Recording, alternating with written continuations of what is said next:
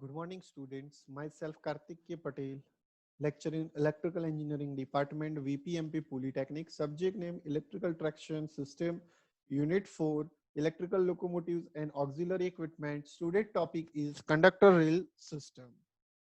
Now, the objective of the today's session is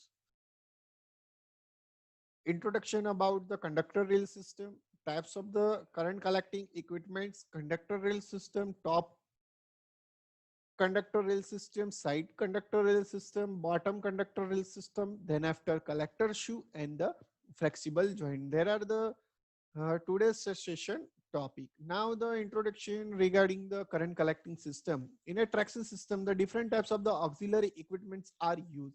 These equipments play very important role in better performance of the electrical train. To study the power supply accessories for the auxiliary use in a locomotive and the mechanical braking system. Now, current collecting equipment. The current collecting equipments collect the all the current needed for the traction motors.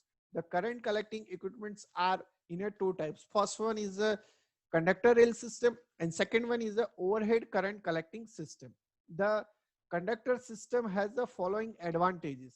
It is a comparative cheaper method as there no overhead supply conductor system are required. The inspection and maintenance of the system is quite very simple, easy. There is a no need to protection of the plate player at a substation and the platform for preventing accidents contact. It's supporting a structure does not observe signals for a track. However, for the system voltage is 1500 watt and above, it is not used due to the safety reason. The current collecting system je છે એના mainly બે types છે. First one is the conductor rail system and second one is the overhead current collecting system. હવે first conductor rail system છે એ શું છે? તો conductor rail system જે જેની અંદર આપણે ઓવરહેડ ટ્રાન્સમિશન લાઇનની કે ઓવરહેડ ટ્રાન્સમિશન સ્ટ્રક્ચરની રિક્વાયરમેન્ટ રહેતી નથી, જે ટ્રેકની બાજુમાં જ ટ્રાન્સમિશન કંડક્ટર પ્લેસ કરવામાં આવે છે, જેનું ઇન્સ્પેક્શન કરવું, જેનું મેન્ટેનન્સ કરવું વેરી ઇઝી છે, જેની લાઇન પ્લેસ કરવી ઇટ્સ વેરી ઇઝી. ફક્ત આ સિસ્ટમ જે છે 1500 વોલ્ટ કરતા વધારે સિસ્ટમની અંદર આ સિસ્ટમ યુટિલાઇઝ થતી નથી due to the safety of reason. Now the conductor rail system. The conductor rail system of the current collecting is generally used for the suburban trains, tramway and trolley buses.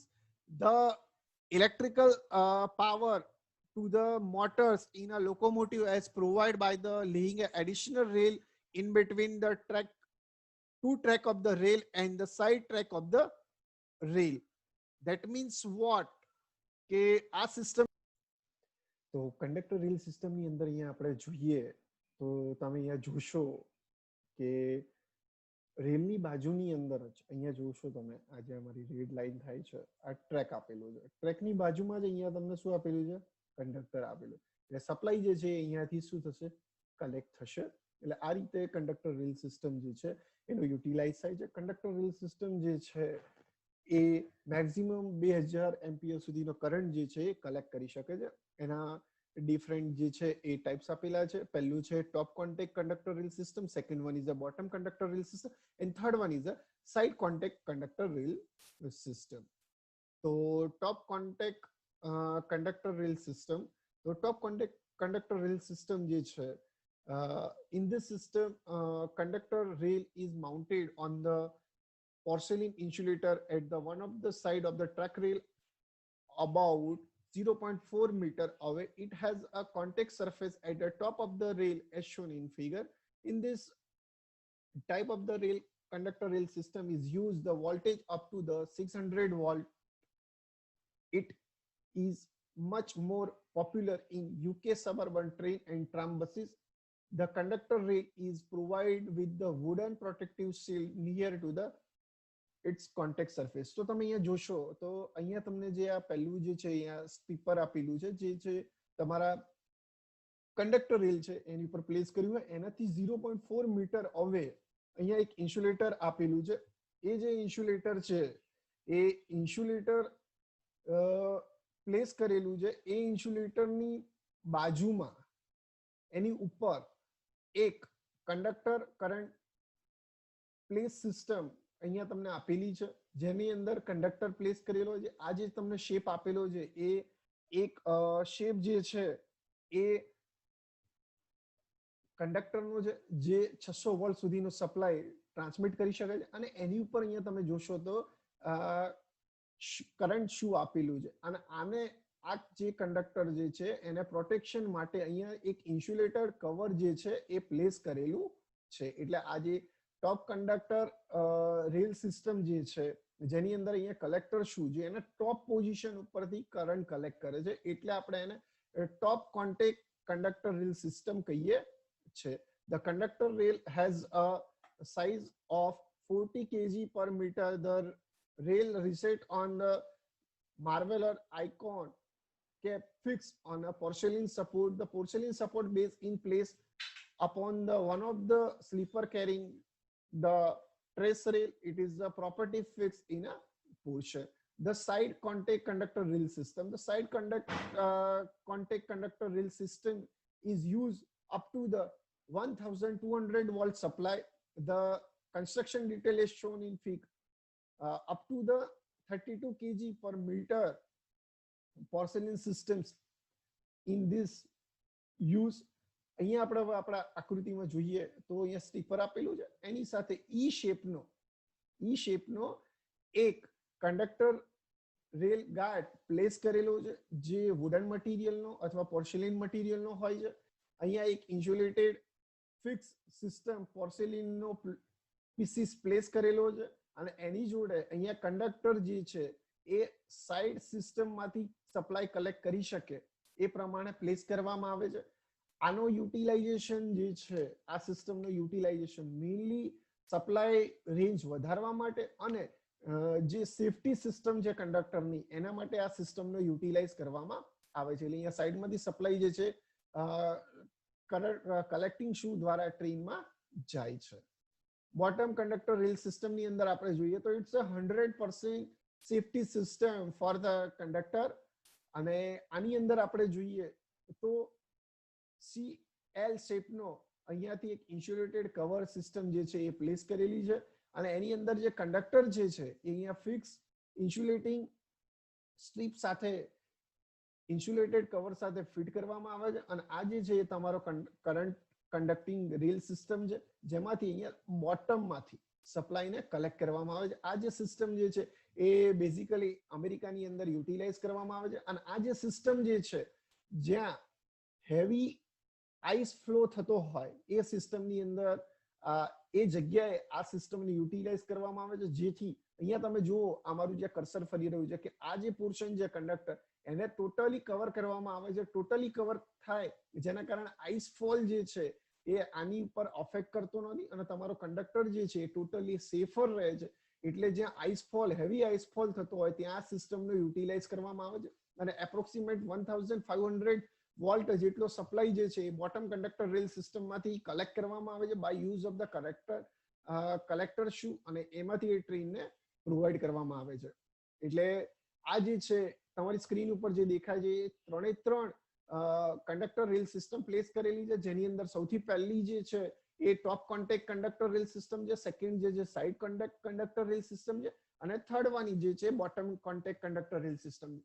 Top conductor rail system જે up to the 600 volt, side contact conductor rail system જે up to the 1200 volt, અને third one bottom conductor rail system જે છે એ system જ્યાં heavy rain આઈસફોલ થતો હોય અને 1500 volt જેટલો હેવી સપ્લાય ફ્લો કરવાનો હોય ત્યાં સિસ્ટમનો યુટિલાઇઝ કરવામાં આવે છે. દરેક જગ્યાએ આપણે જોઈશું તો જે કંડક્ટર રેલ છે એની ટોપ પોઝિશન, એની સાઇડ પોઝિશન અને એની બોટમ પોઝિશનમાંથી કલેક્ટર શું જે સપ્લાયને કલેક્ટ કરે છે એ ઉપરથી એના ક્લાસિફિકેશન જે છે એ પ્લેસ કરેલું છે. એક્ઝામની અંદર આ ફિગર ડ્રો કરશો તો પણ ચાલી જશે. એટલે અહીંયા તમે જોશો કે જ્યાં તમને હું અહીંયા લાઈન દેખાડી રહ્યો છું, જ્યાં યલો કલરની લાઈન જાય છે, આ જે છે એ તમારો શું છે કંડક્ટર રેલ સિસ્ટમ છે, જે અહીંયા આ જે છે એ કવર કરેલું છે, અને કવર કરેલાની સાથે અહીંયા તમારો જે કંડક્ટર છે એ પ્લેસ કરેલો છે.